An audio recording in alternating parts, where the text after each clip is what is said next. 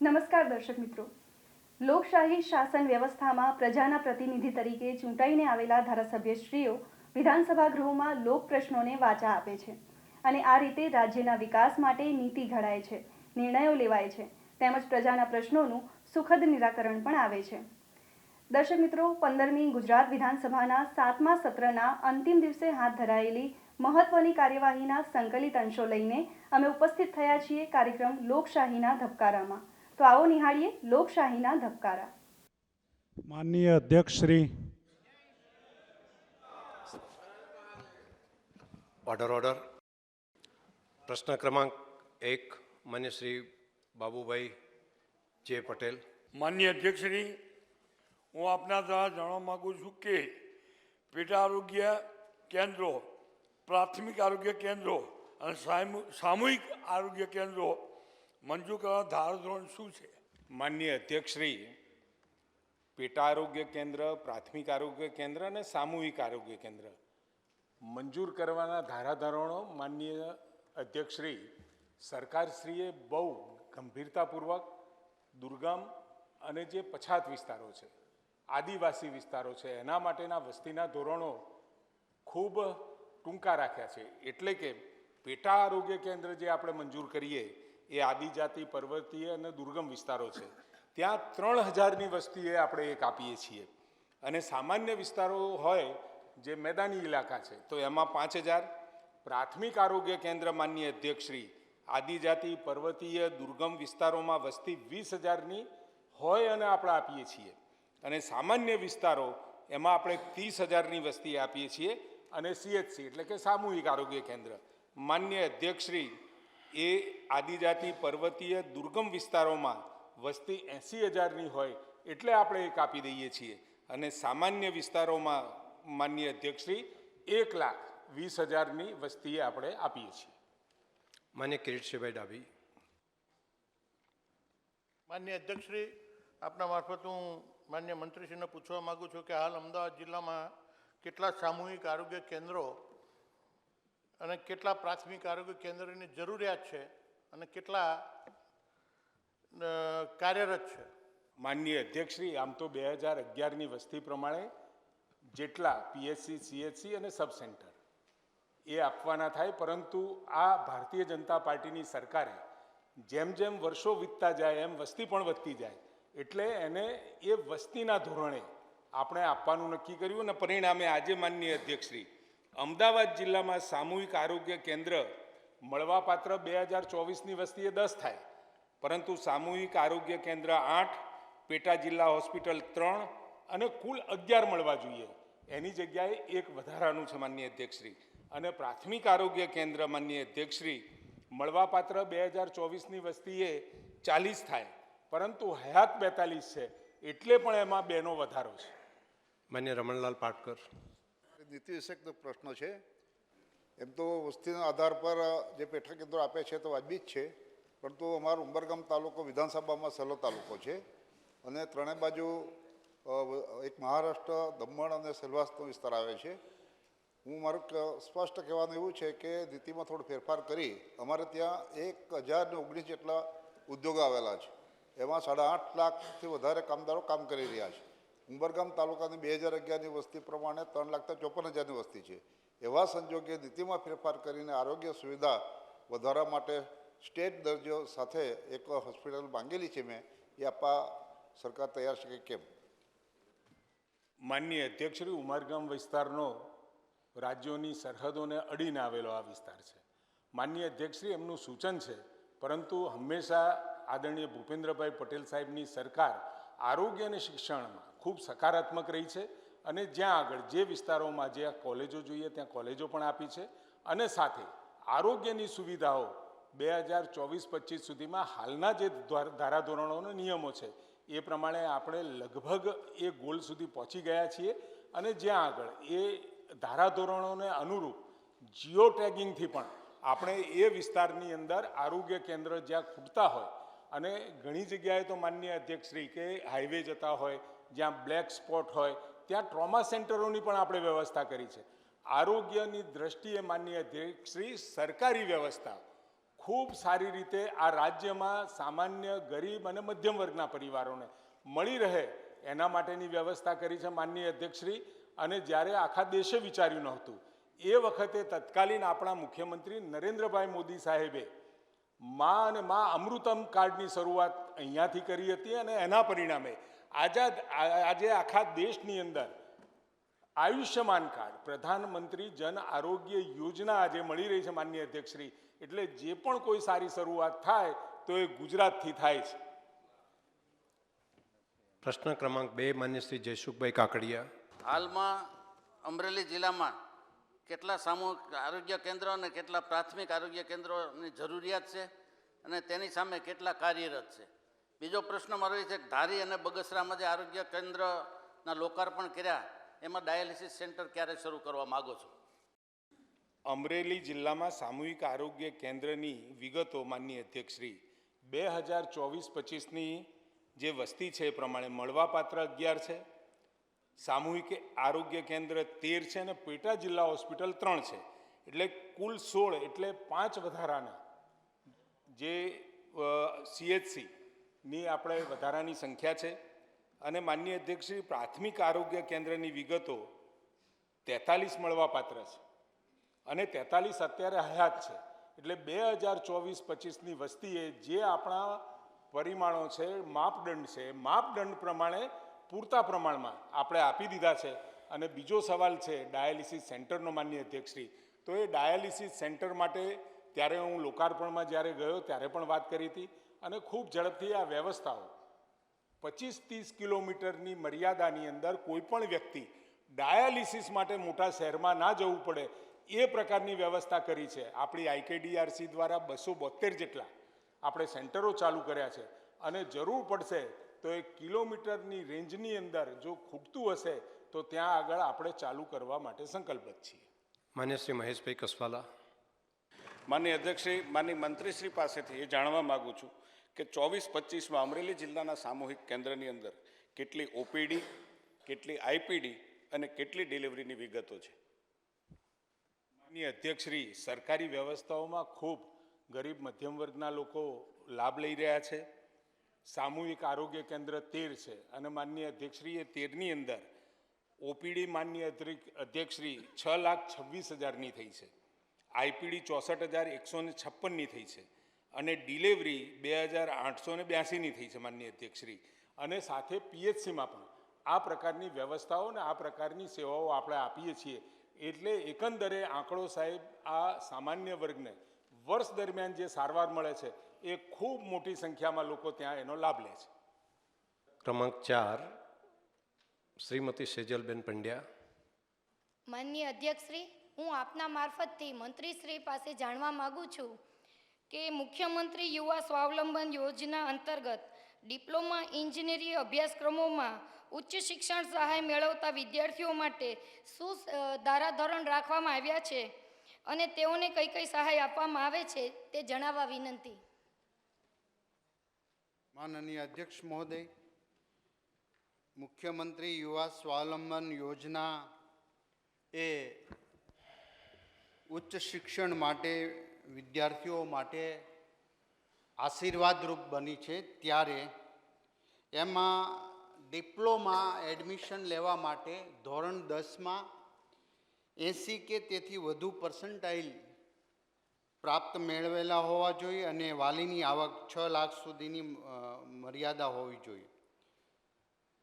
આ ઉચ્ચ શિક્ષણ મેળવવા માટે વિદ્યાર્થીના ટ્યુશન ફી, રહેવા જમવાની, સાધન સામગ્રી અને પુસ્તક સહાય રૂપે સહાય આપવામાં આવે છે.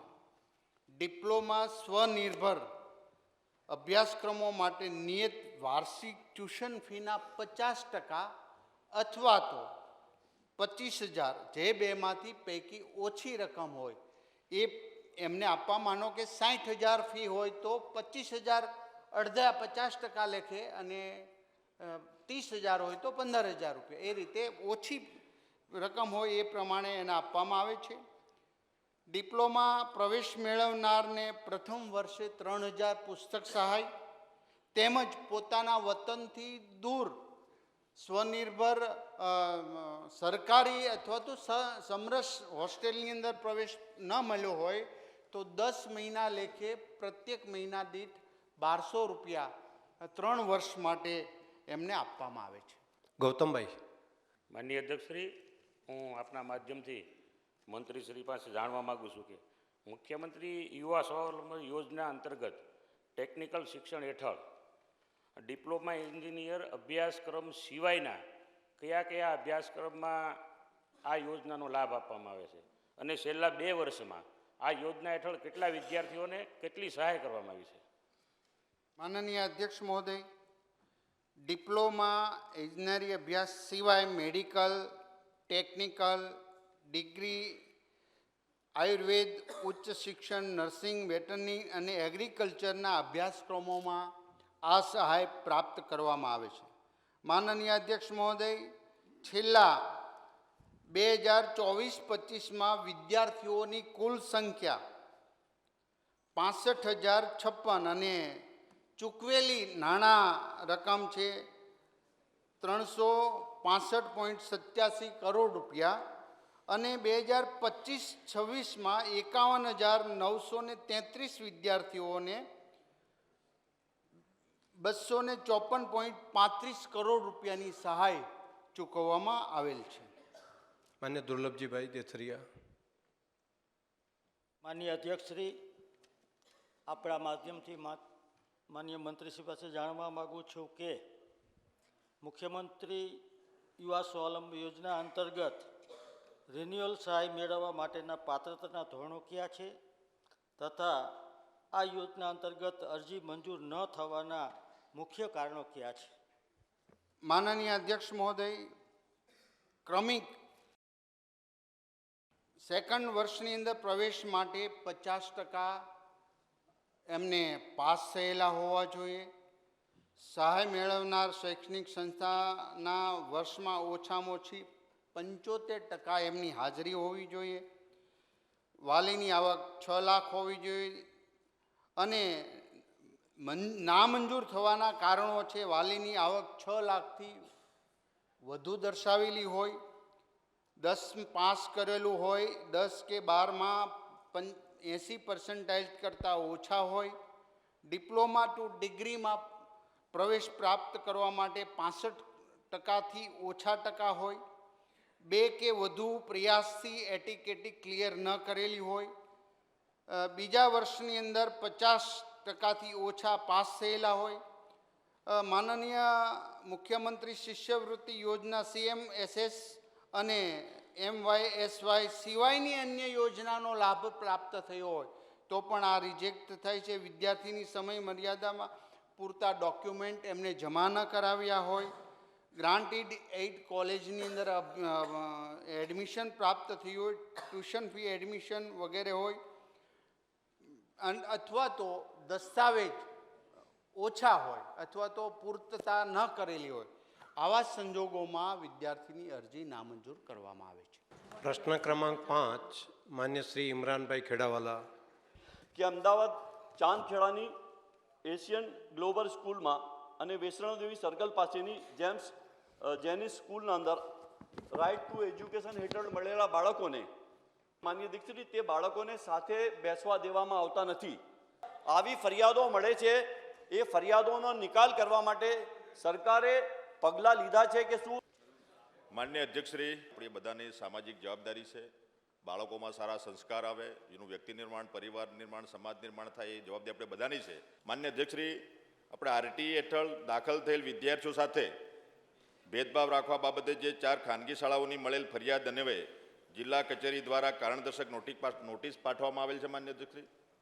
સાથે સાથે સ્થળ તપાસ તેમજ સુનાવણી પ્રક્રિયા હાથ ધરી આરટી એક્ટ હેઠળ દાખલ થયેલ બાળકોને સામાન્ય બાળકો સાથે બેસાડી અભ્યાસ કરાવવા તથા કોઈ પણ જાતનો ભેદભાવ ન કરવા તાકીદ કરી સંબંધિત ફરિયાદોનું નિરાકરણ લાવવામાં આવેલ છે માન્ય અધ્યક્ષશ્રી. તેમજ સંબંધિત શાળાઓનું સમયાંતરે આપણા શિક્ષણ નિરીક્ષકની આપણે નિમણૂક કરેલી છે અને આ 4 શાળાઓ ઉપરાંત નહીં બાકીની પણ તમામ શાળાઓમાં ગુજરાતમાં જે આરટી એક્ટ હેઠળ જે આપણે પ્રવેશ આપીએ છીએ બાળકોને તમામ શાળાઓનું આપણે મોનિટરિંગ કરીએ છીએ માન્ય અધ્યક્ષશ્રી. અને શિક્ષણ નિરીક્ષક દ્વારા તપાસ હાથ ધરવામાં આવશે અને જો આ અંગે શાળા દોષિત ઠરશે તો સંબંધિત શાળાઓ સામે નિયમો અનુસાર દંડનીય કાર્યવાહી હાથ ધરવામાં આવે છે માન્ય અધ્યક્ષશ્રી. માન્ય અધ્યક્ષશ્રી, સવિશેષ મારે આ બધા જ ગૃહને જે અવગત કરવા માગું છું કે આ જે શાળાઓ છે એશિયન ગ્લોબલ સ્કૂલ ચાંદખેડા એ સીબીએસઈ બોર્ડ છે, સાથે જેમ senior school Vaishnodevi circle CBSE છે. આ સીબીએસઈ બોર્ડ છે માન્ય અધ્યક્ષશ્રી. આપણે અહીંયા ગુજરાતમાં સીબીએસઈ બોર્ડમાં 589 શાળાઓ છે અને આપણી આઈસીએસની 36 શાળાઓ છે અને ઇન્ટરનલ બોર્ડ 16 છે અને સ્ટેટ બોર્ડની 11,828 શાળાઓ છે માન્ય અધ્યક્ષ. આ આરટી એક્ટનો જે નિયમ માત્ર માન્ય અધ્યક્ષશ્રી જે આવ્યો છે કે આપણી જે સીબીએસઈ બોર્ડ છે એનું સત્ર માન્ય અધ્યક્ષશ્રી પૂરા દેશમાં 1 એપ્રિલથી ચાલુ થાય છે માન્ય અધ્યક્ષશ્રી. અને આપણી જે સ્ટેટ બોર્ડ છે એનું આપણું સત્ર 1 જૂનથી ચાલુ થાય છે માન્ય અધ્યક્ષશ્રી. એટલે આપણે આરટી એક્ટમાં જે પ્રવેશ આપીએ છીએ બાળકોને એમાં આ સીબીએસઈ બોર્ડના જે બાળકો સાથે એનો જે સિલેબસ જે છે એ જે ત્યાં 1-4થી સત્ર શરૂ થયું હોય તો આપણા જે બાળકો જે 25% જે પ્રવેશ મેળવે છે એમનું જે સિલેબસ બાકી હોય છે એટલે એ વિદ્યાર્થીઓને અલગ બેસાડીને એ અભ્યાસક્રમ પૂર્ણ કરવા માટે થોડા ક્લાસમાં એમને અલગ બેસાડે એવો માહિતી અમને મળી અને એના પછી અમારા અધિકારીઓ ત્યાં ગયા છે, એમને સાથે ઓફિસમાં બોલાવીને એનું હિયરિંગ પણ કર્યું છે અને સિલેબસ પૂર્ણ થયા પછી આ તમામ વિદ્યાર્થીઓને ક્રમશઃ તમામ વર્ગોમાં બેસાડવાની વ્યવસ્થા પણ માન્ય અધ્યક્ષશ્રી આપણે કરી છે. માન્ય દર્શનાબેન વાઘેલા. માન્ય અધ્યક્ષશ્રી, આપના માધ્યમથી મંત્રીશ્રીને પૂછવા માંગુ છું કે ખાનગી શાળા દ્વારા આચરવામાં આવતી ગેરરીતિ બાબતે શાળાઓ સામે જે પગલાં ભરવામાં આવે છે એમાં સરકારશ્રીએ કયા નિયમો બનાવ્યા છે? માન્ય અધ્યક્ષશ્રી, પહેલાં તો આપણે માન્ય સભ્યશ્રીએ પૂછ્યું પ્રશ્ન પર ખાનગી શાળા દ્વારા આરટી એક્ટ હેઠળ અભ્યાસ કરતા વિદ્યાર્થીઓ પ્રત્યે ભેદભાવ રાખવા તેમજ બાળકોને શારીરિક શિક્ષા માનસિક ત્રાસ આપવા પર આરટી એક્ટ 2009ની કલમ 17 મુજબની આપણે જોગવાઈ કરેલ છે.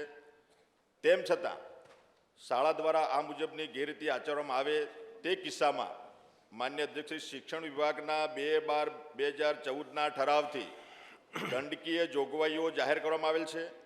જે અનુસંધાને પ્રથમ પ્રસંગે 10,000 અને તે પછીની દર અનિયમિતતા દીઠ પ્રસંગ દીઠ 25,000નો શાળાને દંડ કરવાનું ઠરાવવામાં આવેલ છે. માન્ય અધ્યક્ષશ્રી, આનાથી આગળ વધીને દંડની જોગવાઈ મુજબ શાળા દંડ ન ભરવામાં આવે તેમજ વારંવાર અનિયમિતતા અથવા વારંવાર ગેરરીતિ થાય, વારંવાર ભેદભાવ થાય એવા સંજોગોમાં અંતિમ પગલાં તરીકે સતત 5 વાર આવી અનિયમિતતા ગેરરીતિ સાબિત થયેથી સંબંધિત શાળાની માન્યતા તથા અન્ય બોર્ડ સાથેના જોડાણ અંગેના એનઓસી રદ કરવા રાજ્ય સરકારને ભલામણ કરવા સુધીની જોગવાઈ માન્ય અધ્યક્ષશ્રીમાં છે. પ્રશ્ન ક્રમાંક 6 ડૉક્ટર દર્શનાબેન દેશમુખ.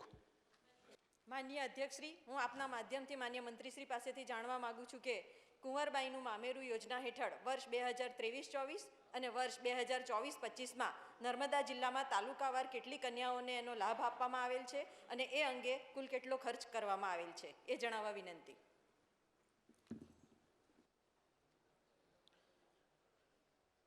માન્ય અધ્યક્ષશ્રી, કુંવરબાઈનું મામેરી યોજનામાં 2023-24માં નર્મદા જિલ્લામાં તાલુકાવાર આપવામાં આવેલી લાભની વિગતો નીચે મુજબ છે. ડેડિયાપાડા તાલુકામાં 250 લાભાર્થીઓને ₹30 લાખ રૂપિયાની સહાય આપવામાં આવેલ છે. સાગબારા તાલુકામાં 17 લાભાર્થીઓને 2,04,000ની સહાય ચૂકવવામાં આવેલ છે. નાદોદ તાલુકાના 130 લાભાર્થીઓને 15,60,000 રૂપિયાની સહાય રકમ ચૂકવવામાં આવી છે. તિલકવાડા તાલુકાના 11 લાભાર્થીઓને ₹1,32,000ની સહાય ચૂકવવામાં આવેલ છે. ગરુડેશ્વર તાલુકાના 60 લાભાર્થીઓને રૂપિયા 7,20,000 રૂપિયાની સહાય રકમ ચૂકવવામાં આવી છે. વર્ષ 2023-24માં કુલ જોવા જઈએ તો 468 લાભાર્થીઓને 56,16,000 રૂપિયાની રકમ સહાય ચૂકવવામાં આવેલ છે. આ ઉપરાંત સરે 2024-25માં કુંવરબાઈનું મામેરું યોજના નર્મદા જિલ્લામાં તાલુકાવાર નીચે મુજબ છે. દેડિયાપાડા તાલુકામાં 360 લાભાર્થીઓને રૂપિયા 36,84,000ની સહાય ચૂકવવામાં આવી છે. સાગબારા તાલુકાની અંદર 51 લાભાર્થીઓને 6,12,000 રૂપિયાની સહાય ચૂકવવામાં આવી છે. નાદોદ તાલુકાના 180 લાભાર્થીઓને રૂપિયા 21,60,000 રૂપિયાની સહાય ચૂકવવામાં આવી છે. તિલકવાડા તાલુકામાં 22 લાભાર્થીઓને રૂપિયા 2,64,000ની સહાય ચૂકવવામાં આવેલ છે. ગરુડેશ્વર તાલુકામાં 73 લાભાર્થીઓને 8,70,000 રૂપિયાની સહાય રકમ ચૂકવવામાં આવી છે. વર્ષ 2024-25માં કુલ 633 લાભાર્થીઓને 75,96,000 રૂપિયાની સહાય ચૂકવવામાં આવી છે. માન્ય શ્રી અભયસિંહભાઈ તડવી.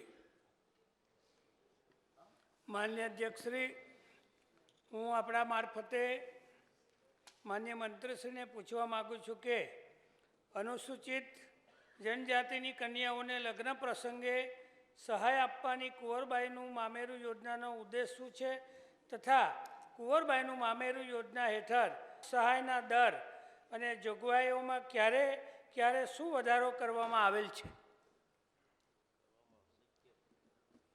માન્ય અધ્યક્ષશ્રી, અનુસૂચિત જનજાતિની કન્યાઓને લગ્ન પ્રસંગે અપાતી કુંવરબાઈનું મામેરું યોજના કન્યા અને તેના કુટુંબને લગ્ન પ્રસંગે મળતી સહાય ખૂબ આશીર્વાદરૂપ સહાય છે.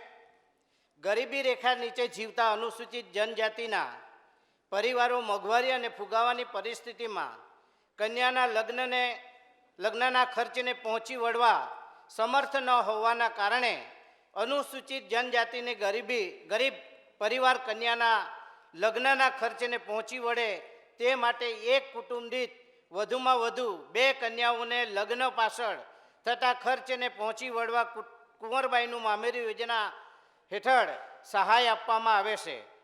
યોજના હેઠળ સહાય મળવાપાત્ર આર્થિક સહાય દર અને જોગવાઈ તેમાં સુધારો આ મુજબ છે.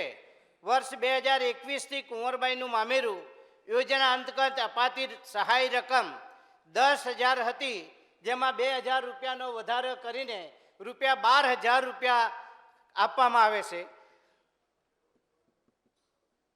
વર્ષ 2014-15ના વર્ષમાં કુટુંબની એક કન્યાને બદલે હવે કુટુંબ દીઠ 2 કન્યાઓને લગ્ન પ્રસંગે કુંવરબાઈનું મામેરું યોજનાનો લાભ આપવામાં આવે છે.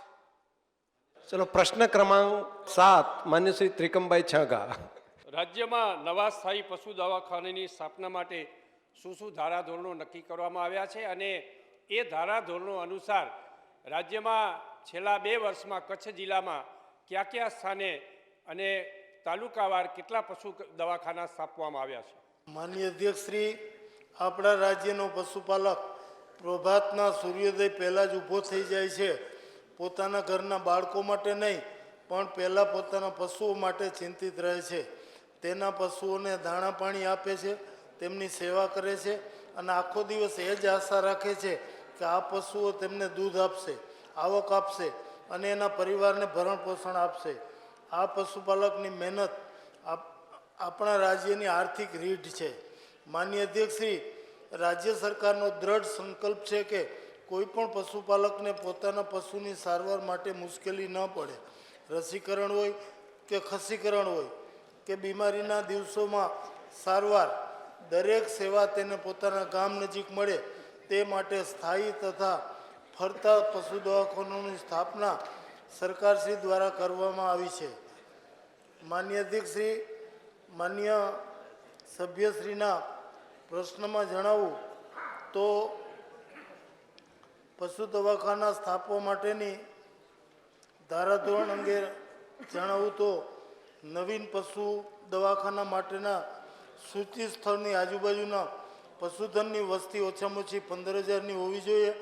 નવા સ્થાયી પશુ દવાખાના માટે સૂચિત સ્થળથી 8 કિલોમીટરની ત્રિજ્યાના વિસ્તારમાં કોઈ પશુ દવાખાના કે ફરતા પશુ દવાખાનાની સગવડતા ઉપલબ્ધ ન હોવી જોઈએ અને નવીન પશુ દવાખાના માટેના સૂચિત સ્થળનો મિલ્ક શેડ એરિયામાં સમાવેશ ન થતો હોવો જોઈએ.